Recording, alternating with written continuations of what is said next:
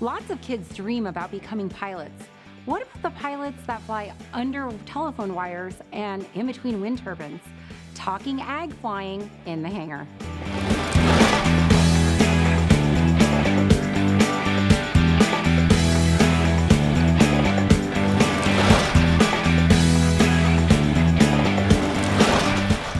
Welcome to In the Hangar. I'm Christy Wong. And I'm Dan Milliken. In the Hangar is sponsored by Gold Seal and also iFly GPS, a great alternative for an electronic flight bag. So, Christy, what do we got today? Well, they say that there are old pilots. No, we're not doing that. Cliche number 37, no, we're not. Okay. So, we are talking Cropdusters. Are they really crazy? Are they crazy? Well, let's find out. All right. We have Brandon and Jacob with us today. Guys, thanks for coming in.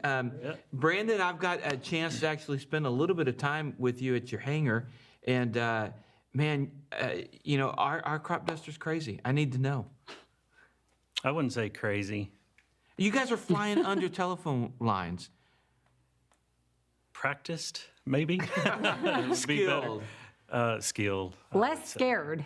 You know, I've done a landing on a road between wind turbines, and everybody freaks out.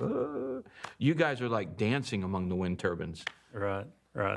Yeah, that's part of the job. We're used to flying close to objects. Well, how did you guys get involved in ag flying? Well, I grew up in the business. My dad had a business. Okay. So from my earliest memories, that's all I could remember is the crop dusting business. So you became a pilot knowing you were going to be a crop duster. No, I had no idea. Okay. I had no idea what I was going to do. But after I got my private and my commercial at flight school, Dad called and said, well, if you want to come back and fly with me, you can. I thought, I didn't know that was possible. Sure, I'll do it. So I Didn't know it was possible. For some reason, I just thought, I couldn't do it. You were going to go to the airlines or something? No, I had no idea what I was going to do.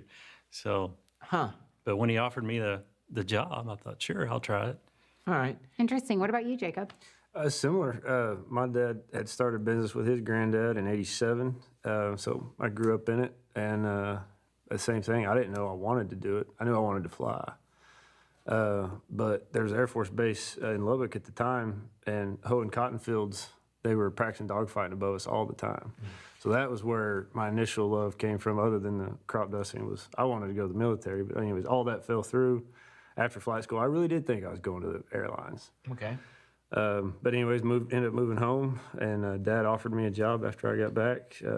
Their pilot was retiring, took it up, and I really wished I'd have started 6 years before that. Really? Yeah, love it. What does it take to become an ag pilot? You have to be the son of somebody who... Yeah, exactly. It does. Apparently. It absolutely helps. It for sure does help.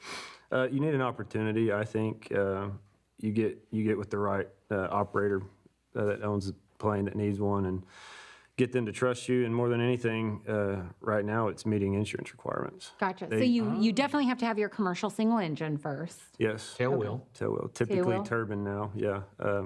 But yeah. So what are the current insurance requirements that you guys have seen?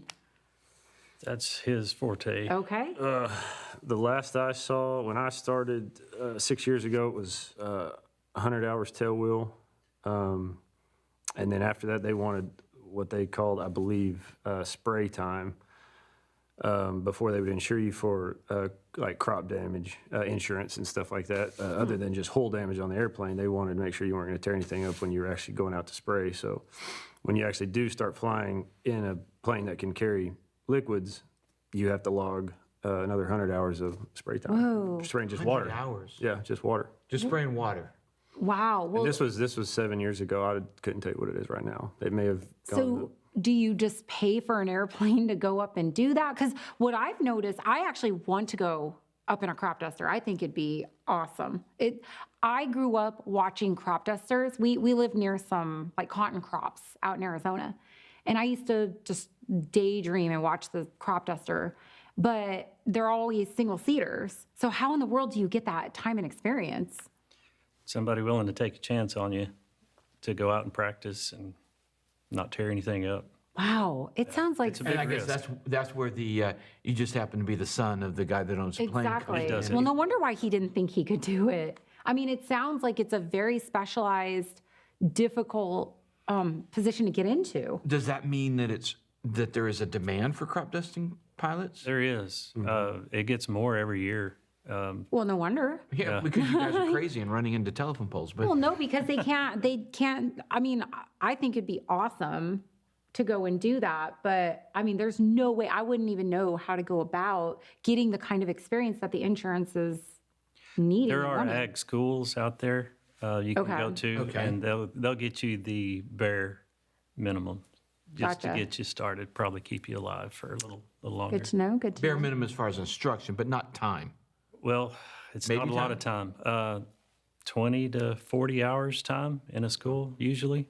Okay, but then you need your time and tail wheel. I guess time and tail wheel and the spraying the water for 100 hours. That'd be the same. So Yeah. Well, and turbine on top of that, because they're flying with turbine engines. but do you have to have another turbine kind of insurance requirement or turbine They rating? want turbine time. Yeah, they want turbine Industry. time is what he said. Right, yeah. And then, well, let's ask that question. How much in the planes is it turbine now versus piston?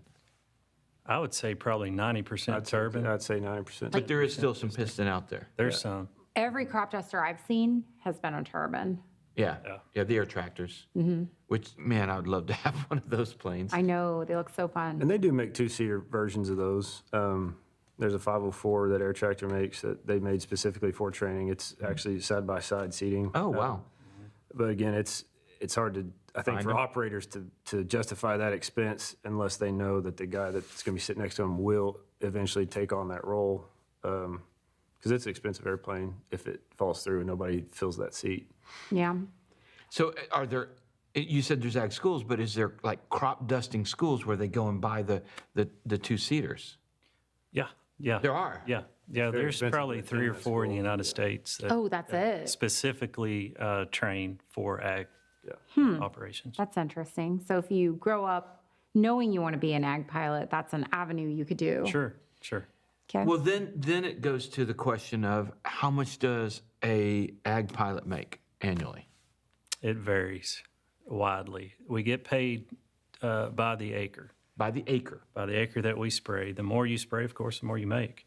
It could be anywhere from $40,000 a year to $250,000 a year. Interesting. Okay. But on an average, I mean, you're talking to, a young pilot out there who's really considering this and needs to put out that cash outlay to get there, needs to figure out, is it going to be worth it? Realistically, is an ag pilot within maybe 2 or 3 years of starting, can he be making 6 figures? I mean... If he finds the right job. And when we've talked before, you said it's different up north than it is down here as well. As And far they- as, they yeah. make more money up north. Typically, the price that the operator charges the farmer per acre is usually higher up north than it is in Texas. And why is that? I think there's fewer operators up north. Oh, so supply and demand. Supply and demand. Okay. Interesting. Okay. Take me through a typical crop duster day from the time you get to the airplane and start. What does that look like? There is no typical day. Oh my Really goodness. not.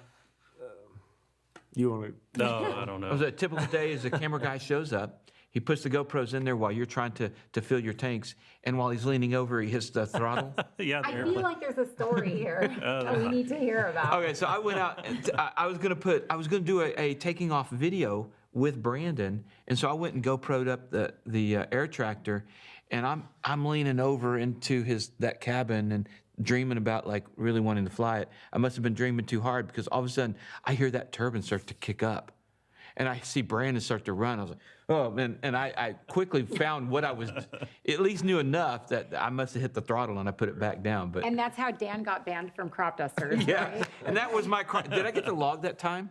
I was in the cockpit. That's up to you. No, but anyway, let's go back to the real question. Okay, so I guess typical standard day. Like, tell me about your last day then of crop dusting. Just walk me through it. Yesterday, Okay. okay.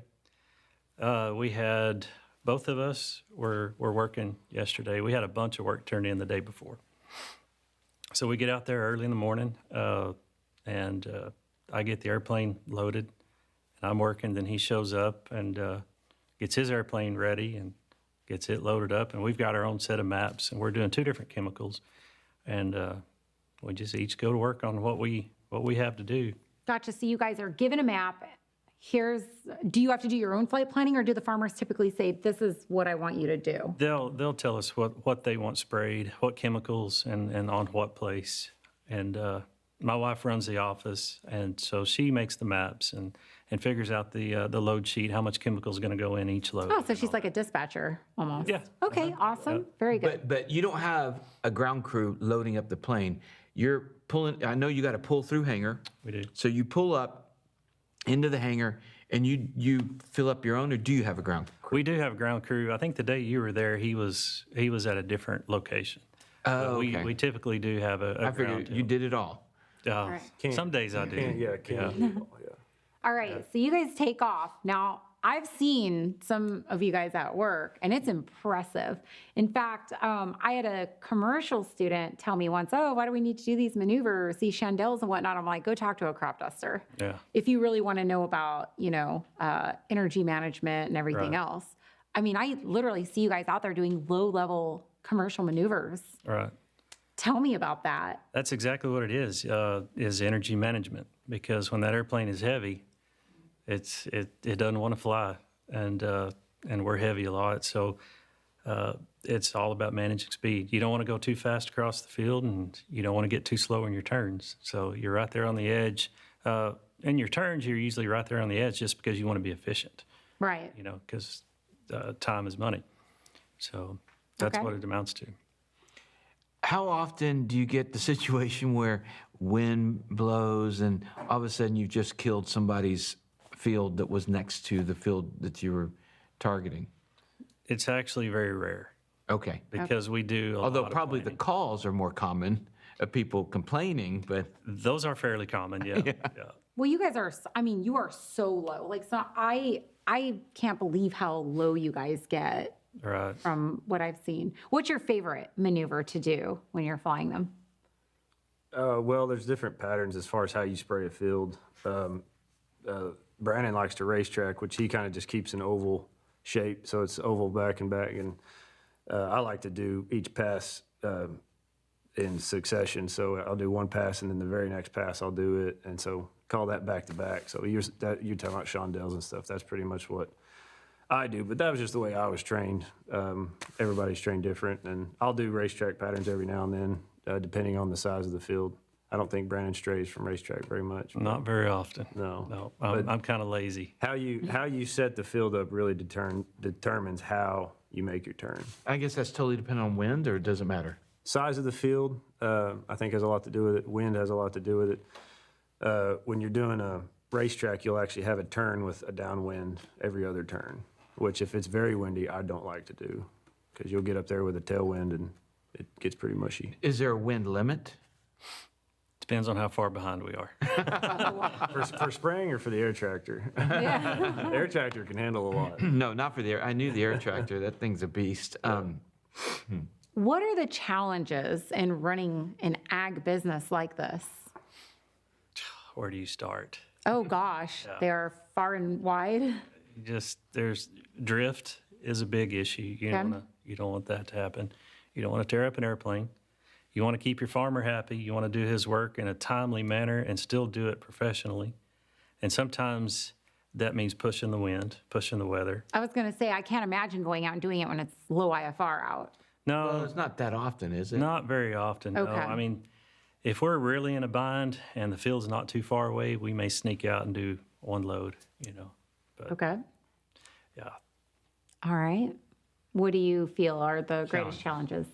I mean, along those lines, it's like you said, you grew up watching them all the time. Not everybody has that reaction. Right.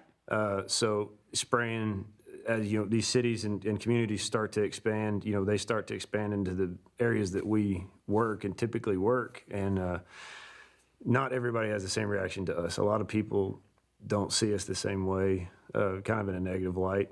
And Oh, that's if so you- unfortunate. Yeah, so if you Really? see... You guys are so Oh, cool. he's loud and Oh, annoying. man. Yeah, loud and No. He's going to kill my rose bushes. Yeah. Yeah, but I say, because farmers, it doesn't matter. I mean, Well, some farmers, like a lot of like there's a lot of grapes who are very susceptible, and we spray grapes. We spray all kinds of organics. But it's just the image of a yellow airplane has somewhat taken on a little bit of a negative light. So if you're sitting there spraying a field, the car stops and they get out, you know, even if they're downwind, but they're holding up their phone, you don't know if they're impressed or taking footage to hold that against would you be later. really nerve-wracking. Which I wonder, I was that person and out there one time, and it was probably a field, it very well could have been you flying. Maybe not. Maybe, but that's Depends on the end of the story. Yeah. I got right there. Now I'm on the farmer's property with permission, so I'm right there, and I got out. Actually, I didn't get out because I was afraid that might spook the pilot or whatever, but came right at me, and I got the great pictures. Oh, yeah. You know, so yeah, I would see how you don't know whether they're, you know, taking pictures for evidence or if they're taking pictures because it's cool. Yeah. I mean, either way, I would think you guys are protected just because, you know, like, have you had legal run-ins? We have, yeah. Okay. Yeah. People think we drifted on their Well, that's what I was. Yeah. plants or their trees or whatever. Yeah. Well, turns out it was a freeze that made their leaves fall off and not the airplane. But Oh, the God. airplane's so easy to blame. Of course. Oh. Yeah. We try to be very neighbor friendly and conscious of, you know, what we're spraying around, and you know, if there's something, especially downwind, if, you know, we pay a lot of attention to the weather. If there's anything downwind, even a house, we'll just wait for another wind and just do it when it's blowing away. Do you guys do any sort of like community outreach just to let the people in the area know what you're about, what you do, et cetera? I mean, I just think getting the information out there, letting them know. I think what scares people the most is what they don't know. Yeah, but out there, everybody knows everybody. Well, then they should know. I mean, isn't that accurate? For the most part. Well, Yeah. like I said, the cities are expanding, and the people that are Oh, so moving the into new people. it's mostly Yeah, people okay. that are, like you said, though, they're either uneducated or unaware, or they just don't fully understand it. And as far as, to answer your question, as far as community outreach, the only thing that I have ever done is every other year we would host a third grade class from our community. They would come out, look at the plane. We'd kind of Oh, explain see, to that's cool. I like that. That's a good one. and we're just hoping they go home and tell their parents how awesome it was, so that they, Okay. yeah. Well, here's one question: how much for a crop duster? How much like ag do you need to know? You know, farming kind of, and also chemicals. You need to know a lot about the chemicals. Yeah. Because you're putting it out. You need to know what it's going to do to the crop you're putting it on, as well as to the fields surrounding it. So Is there any kind of I was going to say legislation? That's not what I meant.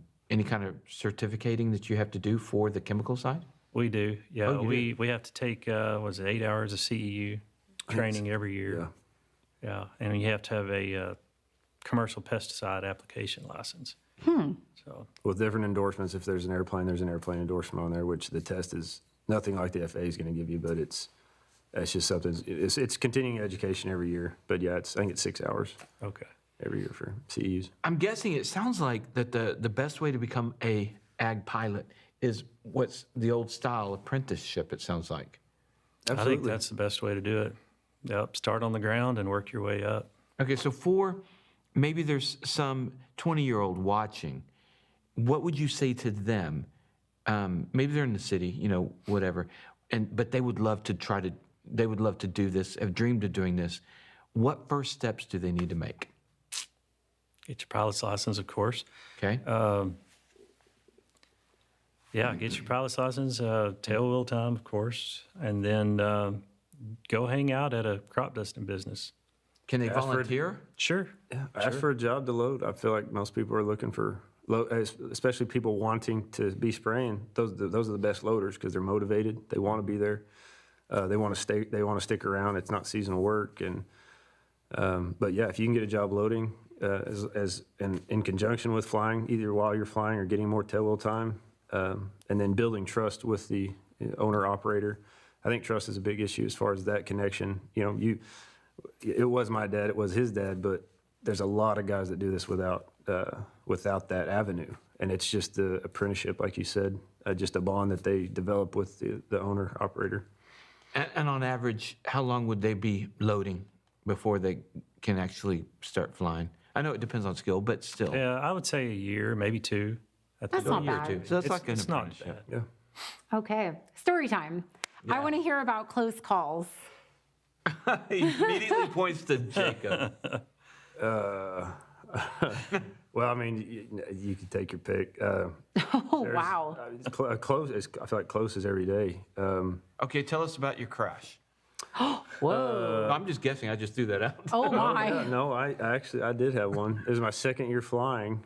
Got in a little over my head in an airplane, and took off with a full load. Which in this airplane it was certificated at 12,500. Empty weight was just over 6,000. So it's basically double the weight of the airplane.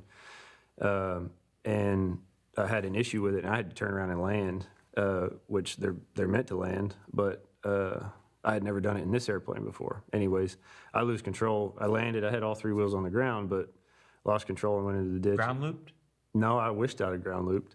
No, this flipped over and prop in the dirt first, nosed over. Oh. Oh, no. Yeah, I got into some plowed roads that were, it just ate the gear up and Oh, flipped over. geez. But they let you fly after that. Oh yeah, yeah. I don't know why, but yeah, for sure. Yeah, no, I'm very glad, very fortunate, very fortunate to being able to do this. Learned a lot from it. Okay, so for the people watching, what did you take away from that primary lesson? The first thing was I got in a hurry and took off, and which was why I had an issue with the airplane. So don't hurry. Absolutely, number one, don't ever get in a hurry. Airplanes are fast; you'll get the job done. So that was the first mistake, and you always hear about these. And as far as accidents, it's a series of things that always Right. lead up to it. But that was the first thing was I did get in a hurry. Then after that, I should have went to a different airport. The airport I landed was on a home strip. It's almost as wide as the tires are. It's very narrow, and should have went somewhere else. And then after that, probably should have carried a little more speed. When landing, like I said, I thought I did a great job getting it down until. That happened. Until that happened, and Yeah. what I think initially ended up with that, and was I put in beta reverse a little bit too early. Still had too much speed. Didn't have my flaps all the way up, and after So energy management again. it was and after at beta in, just ever so slowly drifted off, and at that point, that heavy right rudder, right brake didn't keep me from going left. I Oh, see. wow. Sounds like my prop strike.